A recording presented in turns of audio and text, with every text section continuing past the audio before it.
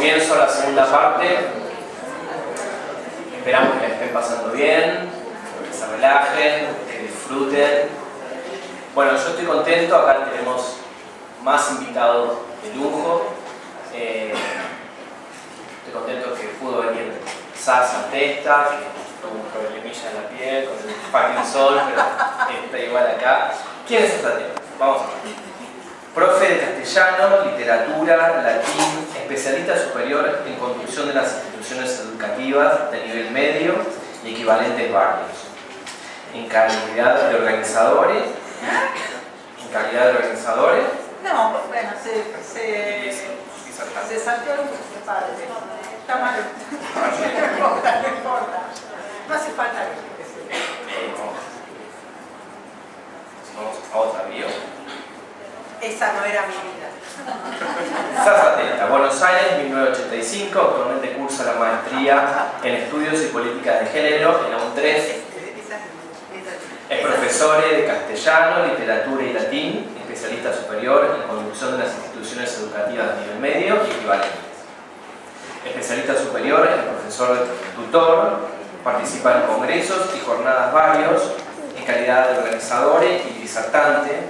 Dicta clases en el nivel secundario y ha sido ayudante de cátedra en diversas materias de nivel terciario.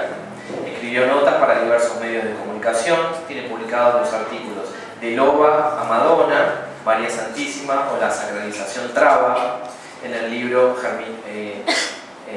Germinación Cruzada, Género, Territorio y Producción en el Arte Contemporáneo, publicación del Mercado de Arte Contemporáneo de Córdoba, 2018. El sexo a veces es el espanto, tecnologías del yo, sexo y políticas de Grecia y Roma, en la revista Código y Frontera, 2017, Cociente Intelectual versus Inteligencia Emocional, en la revista Contextos, forma parte de las personas entrevistadas para el libro Feminismo 2017, es autor del libro La existencia del Mochacelis o la visibilidad y la invisibilidad educativa, y es el compilador de Cuerpes en Fuga, que está buenísimo, la praxis de la insumisión. Tiene un proceso de publicación que ya salió, ya se presentó. Soy Sabrina, soy Santiago, género fluido y nuevas identidades, que lo llevó a los medios masivos. Estuvo ahí en Fogay, en un montón de lugares. Dejando el ando, claro. Y tenemos a Ariel Velázquez, como el pintor. Vamos a ver la video de Ari. Ariel Velázquez es fundador y presidente de GAPEF, Gays Apasionados por el Fútbol, una organización sin fines de lucro que trabaja la diversidad y la inclusión en el ámbito deportivo. Un tema fundamental también esto de deportes, sexualidades disidentes e inclusión. Y es secretario de Deportes de la Federación Argentina LGBTI. Así que bueno, le damos las bienvenidas y vamos a hacer un conversatorio. La idea es que podamos empezar charlando nosotros y que después puedan ustedes también preguntar, charlar, comentar de forma distendida. Bueno, voy a empezar por Sasa, que lo tengo acá cerquita. Tu experiencia con el bachillerato. ¿Quieres contarnos algo? Con la escuela. Con la escuela. Bueno, primero que nada, buenas tardes a todos, todas, todes y gracias por asistir. En segundo lugar, gracias a Facu Soto por la invitación. Bueno, en primer lugar, a mí para hablar del sistema educativo me interesa primero recuperar alguna noción que es la del aparato ideológico del Estado, que no sé, tal vez todas y todos conocemos y manejamos un concepto que tomó Pierre Bourdieu y que después que en realidad lo retoma de Althusser y demás, donde digamos lo que se dice a grosso modo es que la institución escuela es reproductora de los saberes o del capital cultural que la clase dominante está interesada en que circule para poder sostenerse en el poder durante X cantidad de tiempo. A mí, en lo particular, me da la sensación de que antes de la escuela como aparato ideológico del Estado, el primer dispositivo de aparato ideológico del Estado es la heterosexualidad obligatoria o la presunción de heterosexualidad para todos los cuerpos, que por supuesto en el paradigma en el que nos movemos mayormente son leídos desde una lógica binaria y dicotómica, ¿no? Cuando hablo de binarismo dicotómico estoy hablando de una categoría que es excluyente de la otra, o A o B, u hombre o mujer, pero en el medio parece ser que no puede haber nada más, siguiendo esta lógica de pensamiento que es la que de a poco estamos intentando poner en crisis.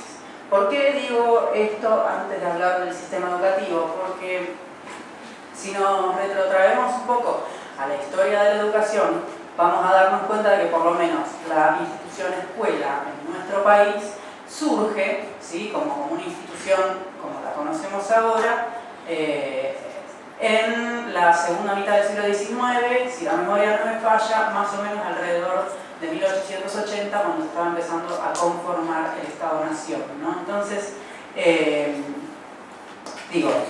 cuando se empezó a conformar el Estado-Nación, que fue en la segunda mitad del siglo XIX, convivimos con el surgimiento, que también surgió en la segunda mitad del siglo XIX, de la palabra homosexualidad, ¿no? Con todo el carácter patologizante que se le dio para que por contrapartida la palabra heterosexualidad, que también es un invento del discurso, ¿no?, adquiera el matiz de aquello que está bien, ¿no?, frente a lo otro que es aquello que está mal.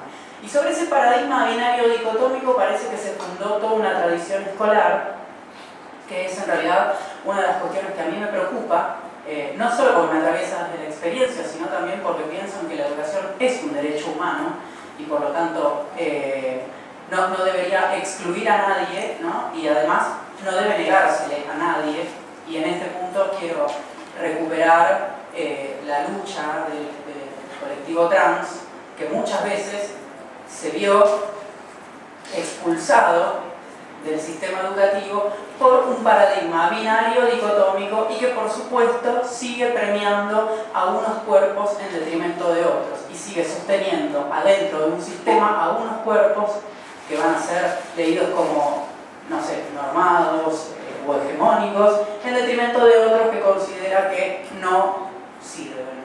Una pregunta. Para vos que tienes, digamos, mucha experiencia como docente, obviamente haber transitado, estás cursando en la UNTREF este posgrado, ¿no? La maestría.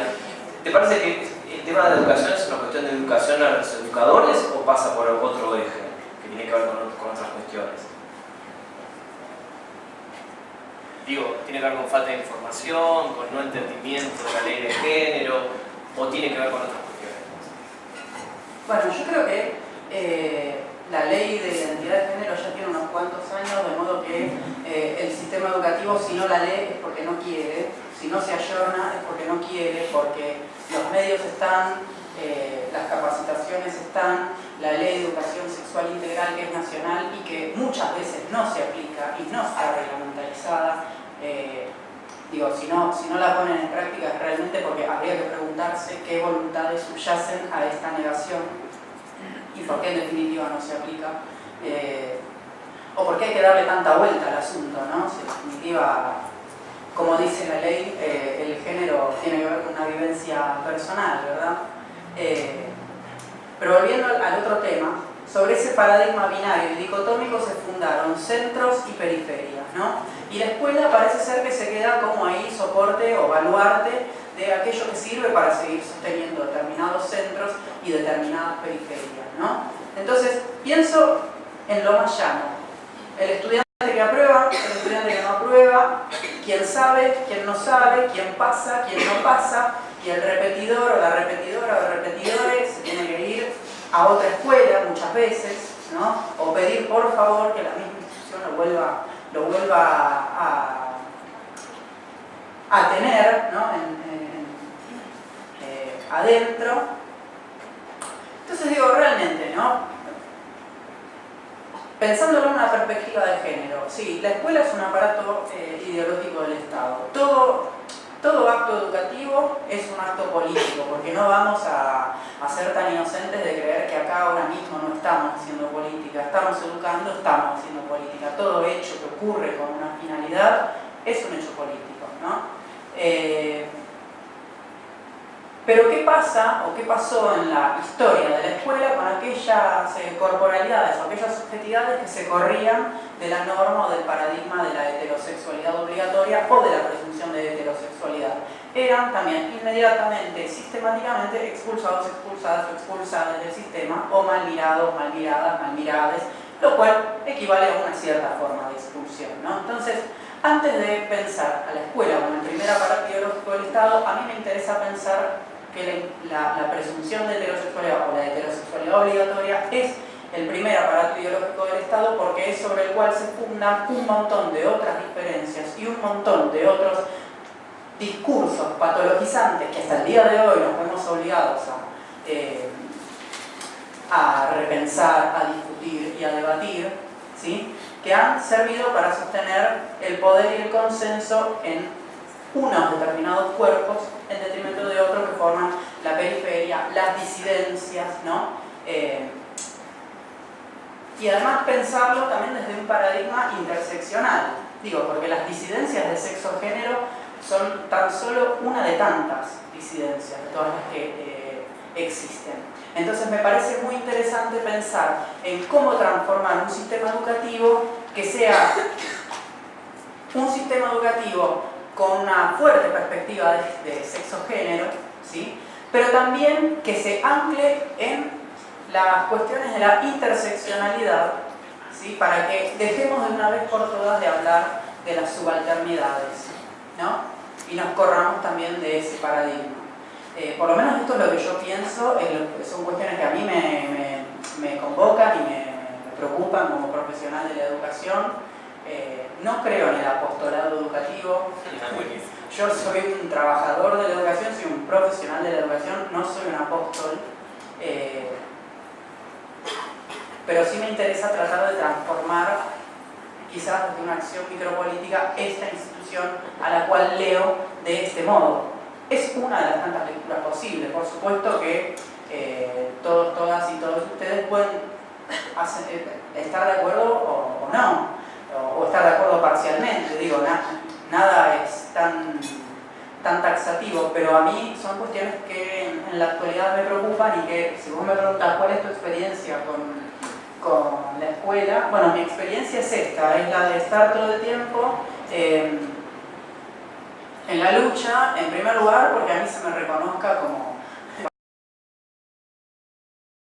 una persona de género fluido, para que me traten con los pronombres con los que quiero ser tratado, porque la verdad es que si vamos a hablar de ley de identidad de género, yo ya tendría que haber judicializado a varias instituciones. El día que el humor se me acabe, voy a empezar a judicializar. Pero la verdad es que sí, creo que la escuela sigue sosteniendo un paradigma dicotómico, binario, sí sexista, por supuesto, y con una fuerte mirada sobre la heterosexualidad y con muy poca voluntad de hablar de términos como homosexualidad, con lo cual, digo, ya podríamos poner en jaque y en crisis todo este término, ¿no?, homosexualidad, pero ni que hablar de las disidencias de sexo-género. De hecho, en muchas charlas que asistí sobre educación sexual integral, todo esto entre comillas, por supuesto, ¿no? Digo, mencionaron una o dos veces con suerte la palabra trans y siguen pensando, o se sigue pensando, que la educación sexual integral se tiene que dar desde el paradigma biologista: útero, vagina, pene, testículos. Y salgamos de la, por favor, os pido, ¿no?, salgamos de la lógica de la biología y de la biología reproductivista, ¿no?, porque atrás de ese discurso está subyaciendo también el discurso de la maternidad obligatoria, ¿no?, y de la maternidad, porque ni que hablar de los cuerpos gestantes, ¿no?, o los cuerpos con potencia de gestar. De eso no se habla. O sea, mi experiencia va a tratar de ser un poco más optimista en el futuro. Les leo video el nombre del conversatorio. Sasa. Domingo Faustino, quiero ser tu Barbie. Tu barbarie. Ah, tu barbarie, perdón. Yo quiero ser una Barbie también. No, tenía mucha cara de trabajo. Domingo Faustino, quiero ser tu barbarie, dispositivos de poder, normalización y exclusión en el mal llamado sistema educativo. Ahí me vino a la mente la película de Almodóvar, La mala educación, ¿no? ¿Querés contar un poquito y después pasamos un poquito con Ariel? Este título, digamos, ¿a qué hace alusión? ¿Cómo lo pensaste? Sí. Bueno, el título se me ocurrió tomando un café y dije, ¡ay, listo! Tengo un título para el conversatorio. Pero más allá de la risa y de la anécdota, digo, y llevémoslo al texto más clásico de Sarmiento, que es Facundo, civilización o barbarie, ¿no? De nuevo, paradigma binario y dicotómico, o sos civilizado o sos bárbaro. Sobre ese paradigma de civilización o barbarie, pienso en el concepto de civilización que tenía Sarmiento y toda la generación del 37, ¿no? Unitaria, por supuesto, sobre aquello que imita al ser europeo, aquello que es los cuerpos blancos, europeizados, la ciudad, la élite, esta cosmovisión cosmopolita, ¿no? Que subyace a esto, ¿no? Del paradigma civilizatorio, un paradigma que también tomó la institución escuela a la hora de fundarse, ¿no? Entonces digo, bueno, Domingo Faustino, yo en primer lugar quiero ser tu barbarie.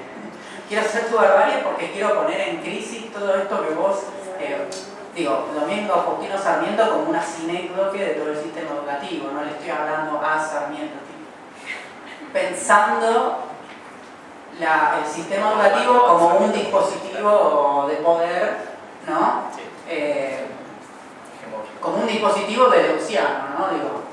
A mí me gustaría, desde la perspectiva de Deleuze, pensar a la escuela como una línea de fuga, ¿no? Como algo que viene a sostener un consenso hegemónico que durante tanto tiempo ha sido artífice de muchas exclusiones, de muchas deserciones escolares, ¿no? Aparte usan esto de desertó de la escuela, desertó como desertó un soldado de la milicia.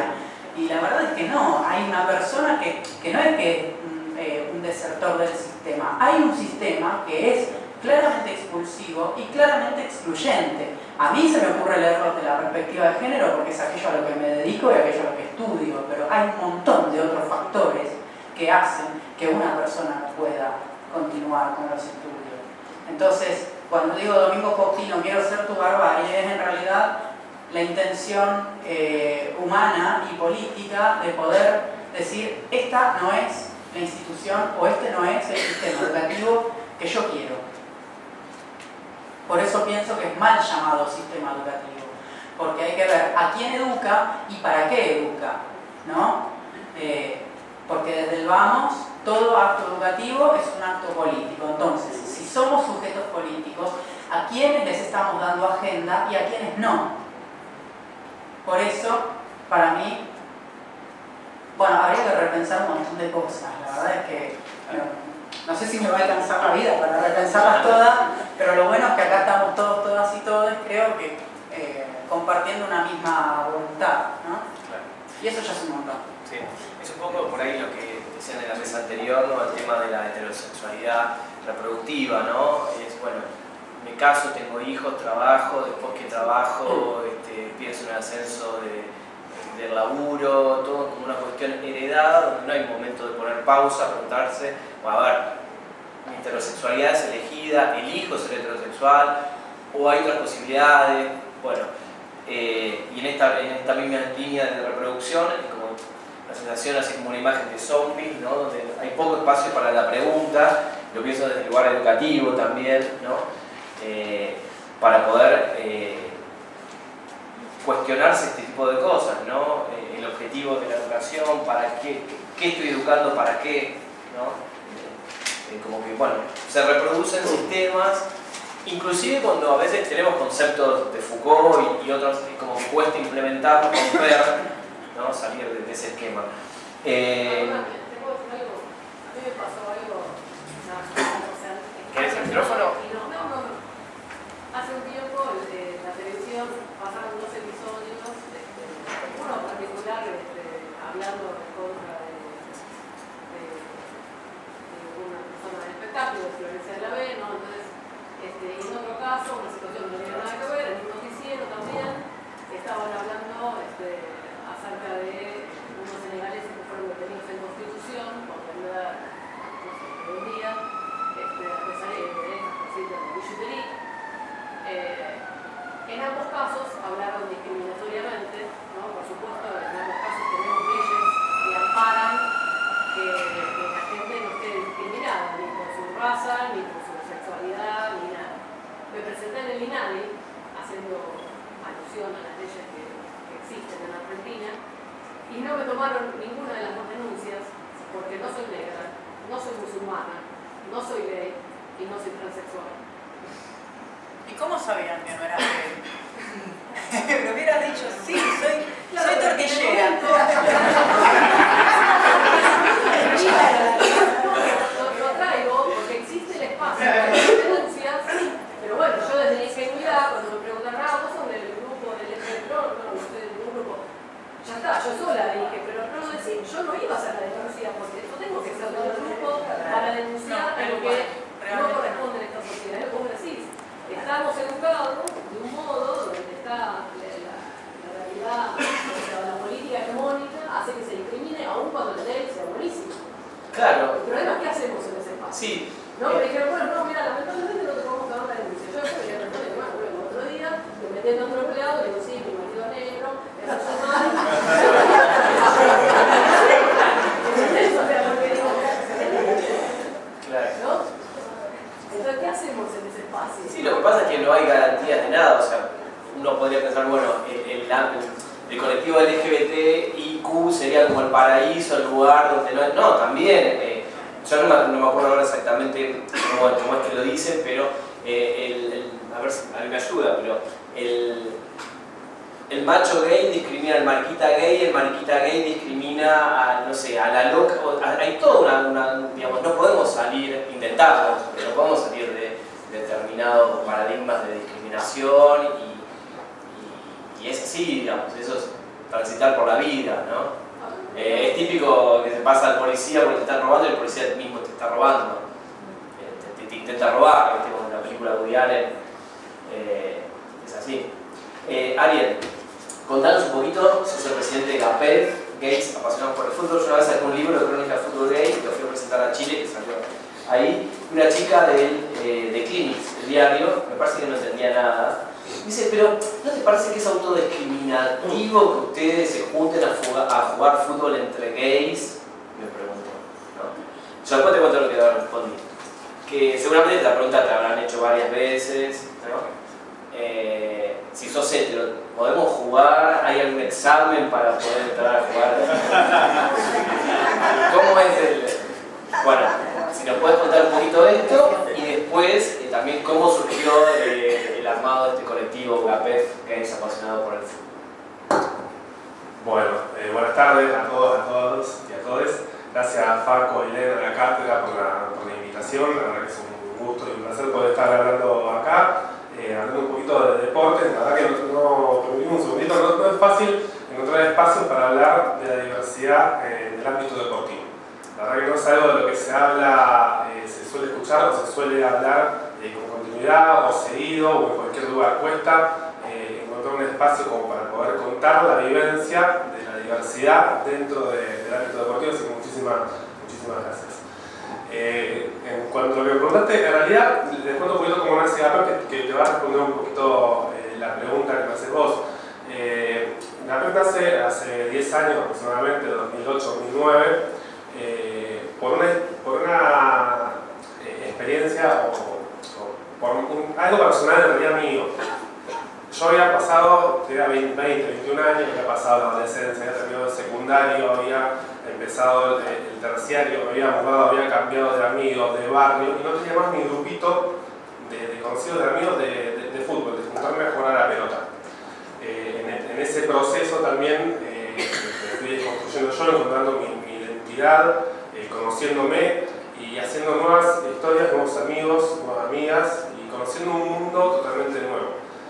pasaron un par de años y me planteé de qué pasó con ese Ariel hace unos años del fútbol, del que jugaba siempre, de más allá de que seguía yendo a la cancha y alentando a mi equipo, Independiente sí, había dejado de jugar y quería retomar una actividad, quería jugar.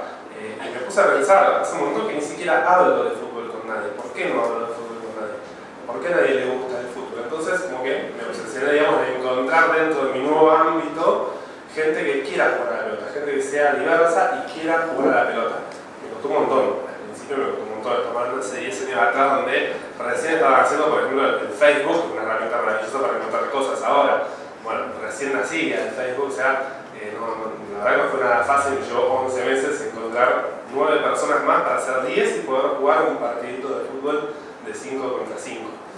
Eso fue, digamos que así nace APEF, como algo personal, con la intención de encontrar un grupo diverso, que en principio éramos todos gays. Y era necesario que seamos todos gays para mostrar que puede haber un deporte diverso. No es un gueto, no es excluyente, pero si armamos un grupo diverso, tiene que haber gente de diversidad. Si no, o sea, entre todos heterosexuales no podemos hacer, o no pueden, mejor dicho, hacer un grupo, un equipo de fútbol diverso. Para que haya diversidad tiene que haber todas las orientaciones, o por lo menos estar representadas todas, o digo todas, ahora hay un montón, ¿no? Olvídense de todas. Tiene que haber distinta representación de identidades, de orientaciones. Esa fue la historia de cómo nace GAPEF. ¿Y qué diferencias encontrás jugando en un equipo como GAPEF, que cuántos son? Más de 100. Ahora, nosotros desde GAPEF armamos un torneo, una liga de fútbol 5 que participan alrededor de 300 personas. 300 personas. Y además hay otros deportes. Sí, tenemos fútbol, tenemos vóley, tenemos tenis, tenemos pádel, tenemos profesor con básquet.